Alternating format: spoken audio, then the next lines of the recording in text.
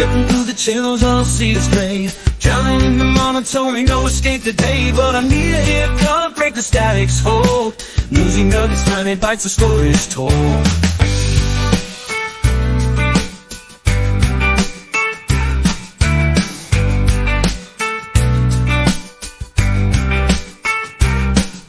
Say goodbye to boredom, headlines made of gold.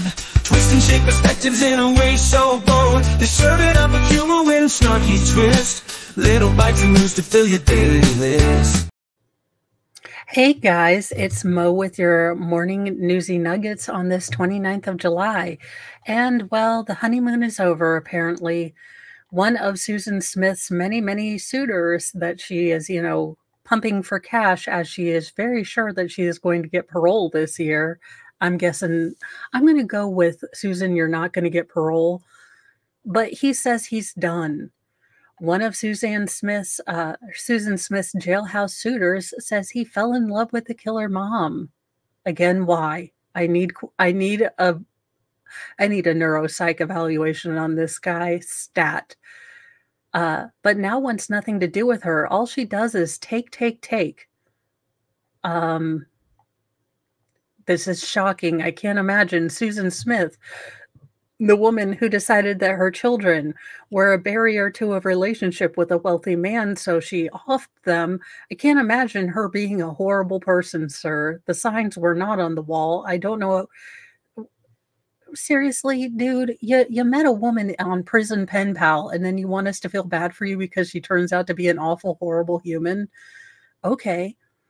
Susan Smith, in prison for the 1994 unaliving of her two young sons, has carried on sexual and romantic relationships from behind bars with at least a dozen men for the last 3 years. But one of her lovesick suitors has had enough.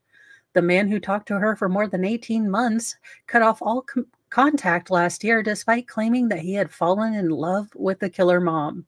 He said he started to feel like Smith was taking advantage of him. You don't say. This woman who lied and cheated and stole? No. Stole the lives of her two young children? Nah. The South Carolina resident, who is in his late 50s and divorced with grown children, says he feels duped by Smith, who claims professed her undying devotion to him only to carry on similar conversations with multiple other men. She always wanted something from me, said the bitter man, who asked the Post not to use his name. We're not men to her, we're marks. She's always figuring out what she can get. The Post has reviewed Smith's phone and message logs and verified that the man stopped talking to her last November. Quote, I saw in the news she was talking to other guys, so I looked for myself. The man who is retired said, I actually got transcripts and realized that she wasn't being faithful. Smith has been exceptionally active in her jailhouse communications. She messages friends and suitors several times a day and also carries on phone conversations, all of which are recorded and entered into public record. I need to get some of those public record. Can you imagine the Susan Smith, I profess my undying love to suitor 1, 2, 3, and 4. She's got all her honey bun fix in. I mean, seriously. Now 52, Smith has been incarcerated at Leith Correctional Institute in Greenwood, South Carolina for more than 2 decades after the notorious unaliving of her two sons. She is up for parole later this year, and she has told family members she believes she deserves to be released. Sure you do, ma'am. No one else does. Glad Jesus loves you. Everyone else thinks you're a jerk.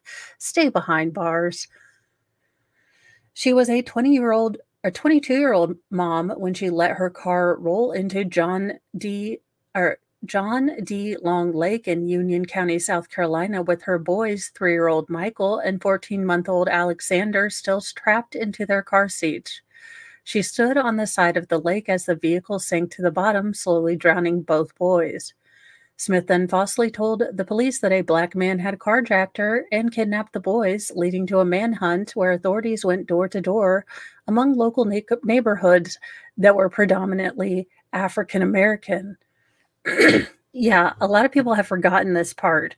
She basically was like, look, this random, African-American guy stole my car. So the cops were out looking for someone who didn't exist for days and several days, going through all these things, and it was the most generic printout. And I think that's when the cops really started not believing her, because it was such a generic, picked a or face form of that she used to try to get someone who wasn't her in trouble. And it's just disgusting.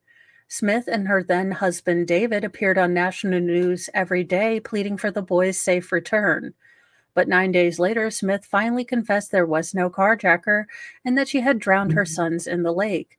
Her alleged motive: she was having an affair with a wealthy man who did not want children.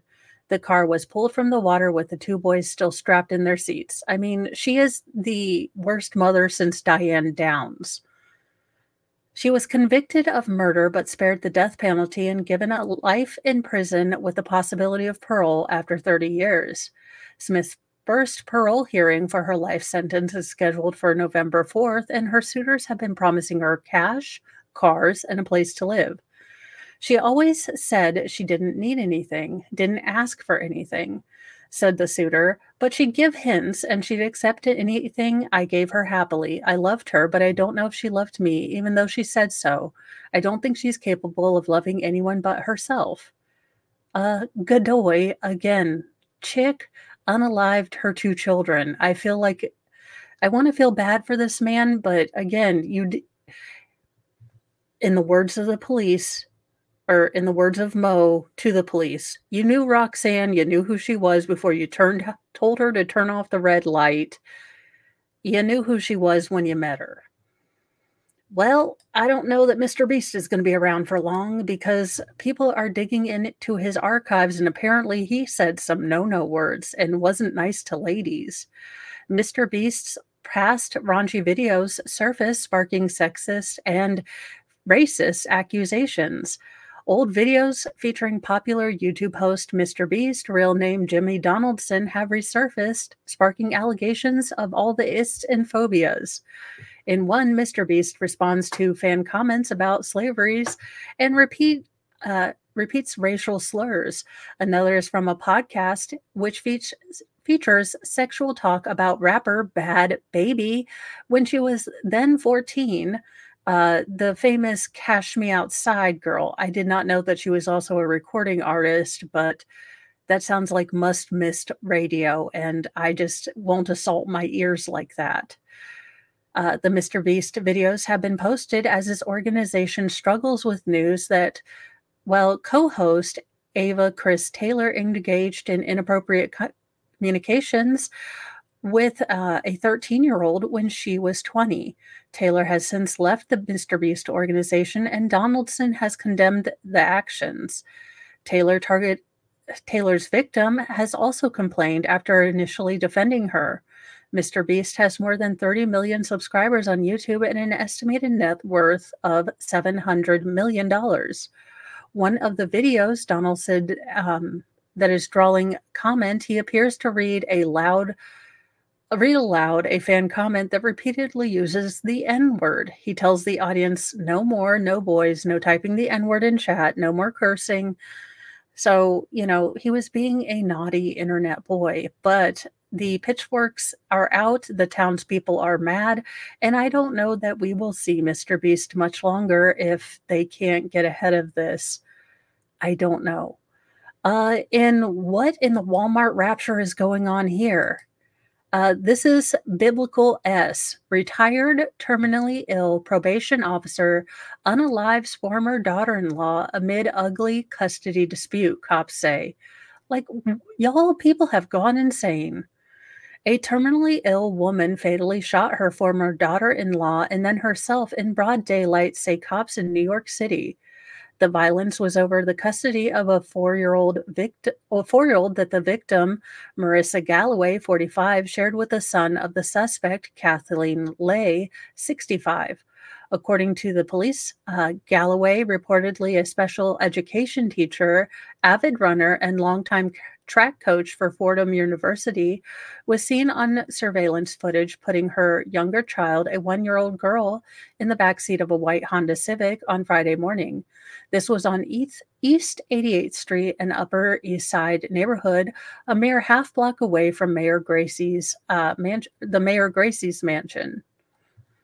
So the governor's mansion is very close to here. As Galloway was putting a stroller in the back, lay a retired probation officer who was living with family in the area while fighting terminal cancer, allegedly walked up to her, shot her in the head. Then, while Galloway was on the ground, Lay shot her in the lower back, then shot herself, officers said, citing surveillance footage. The 1-year-old was physically unharmed. No, he just saw his mom, but yeah, physically, he didn't get any freedom seeds.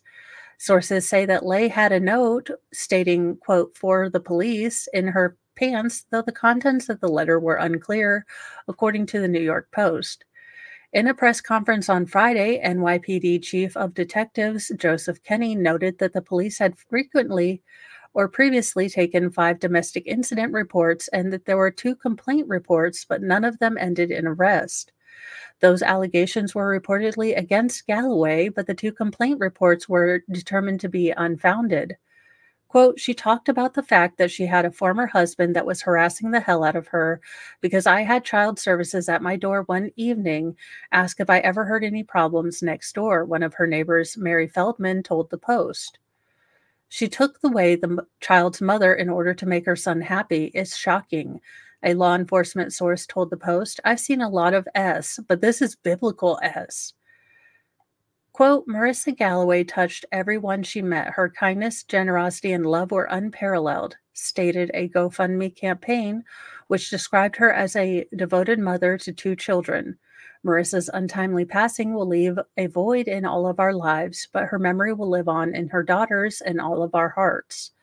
So, what in the world? People have gone crazy. Be nice out there.